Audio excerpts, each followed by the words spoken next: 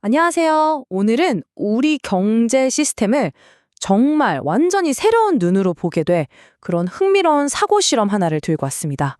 준비되셨나요? 자, 바로 이 질문에서부터 시작해보죠. 만약에 경제가 앞면과 뒷면이 없는 모비우스 띠 같다면 어떨까? 이게 왜 중요하냐면요.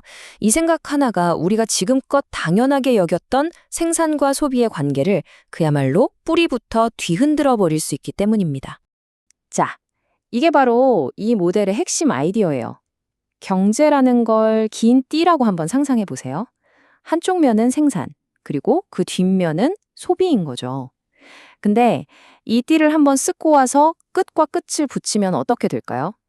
맞아요. 바로 묘비우스의 띠가 되죠. 생산이라는 앞면을 쭉 따라가다 보면 어느새 자연스럽게 소비라는 뒷면으로 넘어가고 그게 또다시 생산으로 이어지는 그런 끝없는 고리가 만들어지는 겁니다. 그리고 우리 인류는요, 바로 이 띠 위를 굴러가는 작은 구슬 같은 존재예요. 생산과 소비라는 끝없는 길 위를 그냥 끊임없이 여행하는 거죠. 모든 게 순환하고 또 완벽하게 균형을 이루는 아주 이상적인 상태라고 할 수 있겠네요. 자, 그런데 말이죠. 이렇게 완벽하게 균형을 이루고 있던 시스템에 갑자기 엄청나게 강력한 힘이 끼어들면 어떻게 될까요? 그 힘이 바로 산업혁명이라는 거대한 가속장치입니다. 생각해보세요. 이 가속 필터라는 게 묘비우스 띠의 생산면에 떡하니 장착되는 거예요. 그러면서 우리가 탄 구슬, 즉 경제 활동의 속도가 이건 뭐 비교도 안 될 정도로 그리고 영원히 빨라져 버리는 거죠. 근데 여기서 진짜 중요한 포인트가 있어요. 이 엄청난 가속이 오직 생산면에서만 일어난다는 겁니다. 한쪽에서만요. 그럼 어떤 일이 벌어질까요? 바로 이 연쇄 반응을 보세요. 먼저 필터 때문에 생산 속도가 미친 듯이 빨라집니다. 이게 가속이죠. 그러다 보니 생산이 소비로 넘어가는 그 경계 지점에 만들어진 물건들이 어마어마하게 쌓이기 시작해요. 과부하가 걸리는 겁니다. 그리고 결국 묘비우스의 띠가 가지고 있던 그 완벽했던 균형이 와장창 깨져버리는 거죠. 자, 시스템이 이대로 무너질 순 없겠죠. 이 엄청난 과부하, 이 병목 현상을 어떻게든 해결하려고 합니다. 그래서 만들어낸 게 바로 저수지라는 아이디어였어요. 그런데 참 아이러니하게도 이 해결책이 나중에는 더 큰 문제를 불러오게 됩니다. 이 사회복지 저수지라는 게 뭐냐면요. 말 그대로 넘쳐나는 생산물을 임시로 보관하는 거대한 댐 같은 거예요. 시장에 물건이 너무 많이 풀려서 가격이 폭락하고 시스템이 붕괴되는 걸 막기 위해 일단 창고에 쌓아두는 거죠. 일종의 임시방편이었습니다. 하지만 여기서 생각지도 못한 치명적인 문제가 터져 나와요. 바로 시간 지연 문제입니다. 저수지에 쌓아둔 상품들이 가만히 있는 게 아니잖아요. 시간은 계속 흐르고 상품의 가치는 떨어지고 결국 유통기한이 지나서 폐기 처분되는 거죠. 이건 정말 어마어마한 낭비 아닙니까? 자, 이 표를 보시면 그 변화가 한눈에 들어옵니다. 과거에는 우리가 필요해서 물건을 샀잖아요. 수요가 생산을 이끌었죠. 그런데 지금은 어때요? 넘쳐나는 재고를 어떻게든 처리해야 하니까 기업들이 할인하고 떨이 판매를 하는 겁니다. 과잉 생산이 억지로 수요를 만들어내는 완전히 주계디 전도된 상황이 된 거예요. 재고 처리 경지가 되어버린 거죠. 그래서 이런 말이 나오는 겁니다. 이제 정상적인 소비는 없다. 오직 땡처리만 있을 뿐이다. 정말 강력한 문장이죠. 우리가 뭔가를 사는 행위가 진짜 필요해서라기보다는 그냥 쌓여있는 재고를 없애주는 활동으로 변질됐다는 뜻입니다. 자, 그럼 이 시스템은 어떻게 될까요?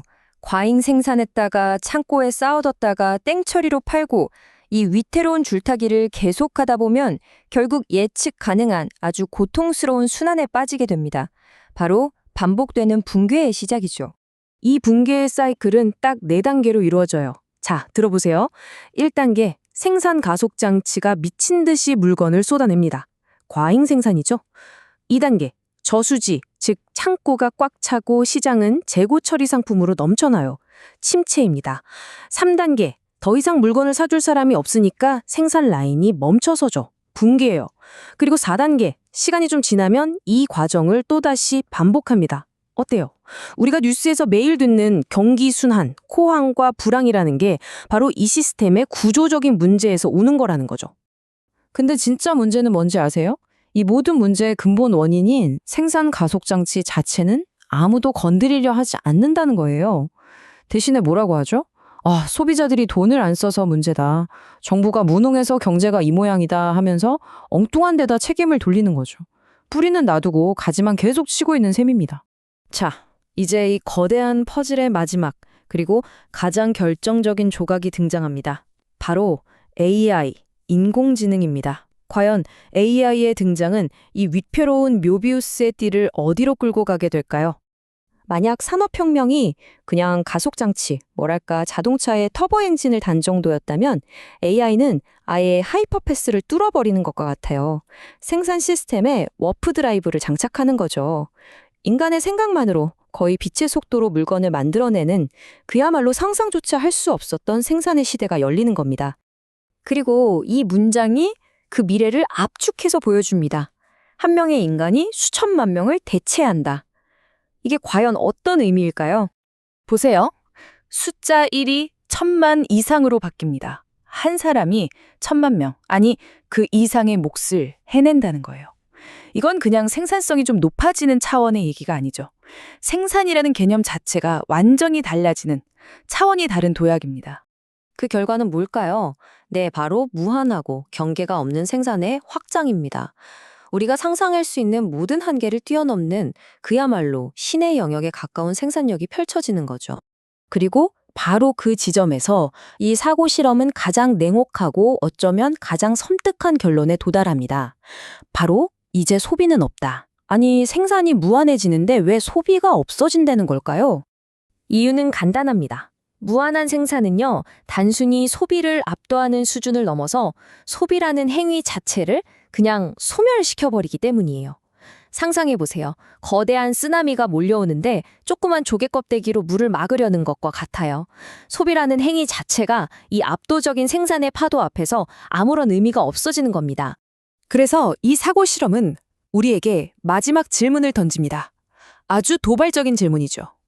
생산과 소비가 한 몸이었던 묘비우스의 띠에서 소비라는 한쪽 면이 완전히 사라져버린다면 과연 생산만 남은 그 띠는, 이 경제 시스템은 계속 존재할 수 있을까요? 여러분은 어떻게 생각하시나요?